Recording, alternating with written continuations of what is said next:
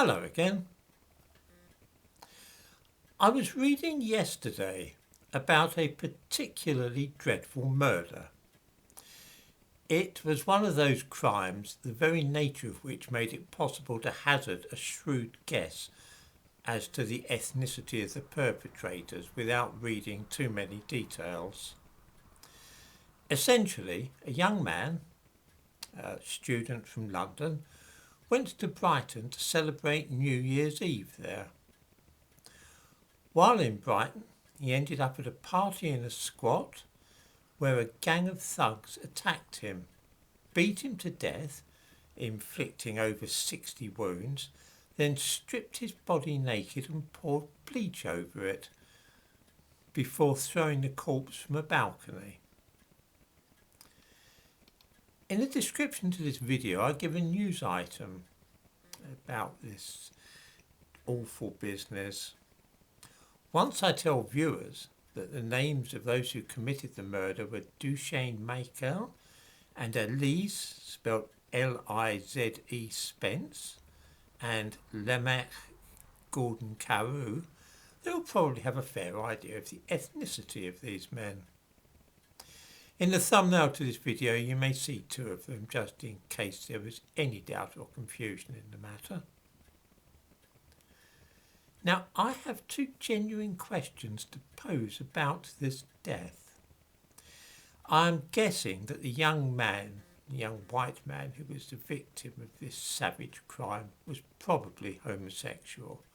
He lived in London and then travelled to Brighton for the New Year's Eve celebrations there.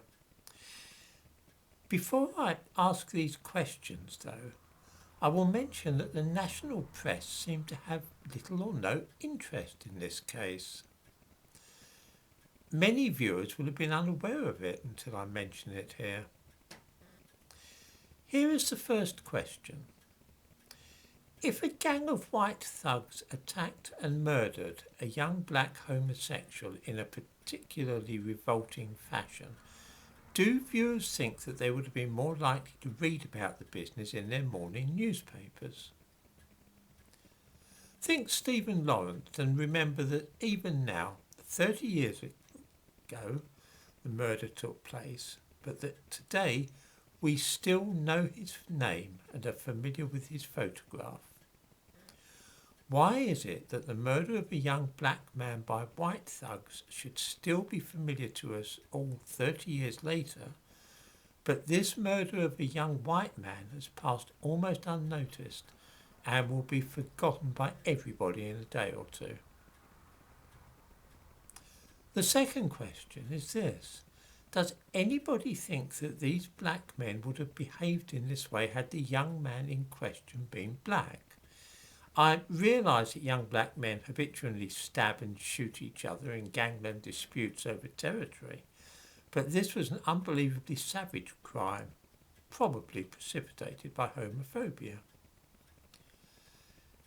These questions raise inevitably the possibility of racism or racial prejudice. If the mainstream media get very excited when a black person is attacked by a group of white people and then ignore a white man being attacked like that by black men, does this mean that their reporting is racially motivated? If a homophobic murder had been committed by white men and the victim was black, we would know all about it. This definitely suggests to me that the newspapers, television and so on are in some way prejudiced in favour of black people. Then too, if this crime would not have been committed by those young men against somebody who was himself black, does that give rise to the possibility that the murder could be described as motivated by racial prejudice? I find this case fascinating because white liberals are constantly banging on about things like homophobia and transphobia, as well as the terrible prevalence of hate crimes motivated by both these things, and also about racial prejudice, of course. Here is a shocking crime which ticks all these boxes and yet nobody wants to talk about it or express outrage. As I say, how very different would have been the reaction had the victim been a black homosexual and his killers white.